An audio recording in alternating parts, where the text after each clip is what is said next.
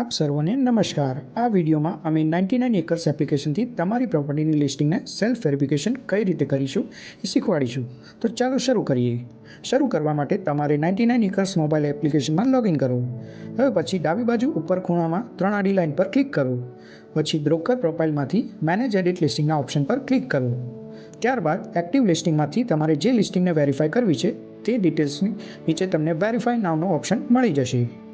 જ્યારે તમે પ્રોપર્ટીના લોકેશનમાં પહોંચી જાઓ છો ત્યારે સ્ટાર્ટ વેરિફિકેશનના ઓપ્શન પર ક્લિક કરો અને થોડી વાર માટે રાહ જુઓ, જેથી એપ્લિકેશન તમારી લોકેશનને વેરીફાઈ કરી શકે। પછી તમને પ્રોપર્ટીના ફોટો લેવા વિકલ્પો મળી જશે। હવે તમને દરેક ટેગ પ્રમાણેના પ્રોપર્ટીના ફોટો લેવા શરૂ કરો।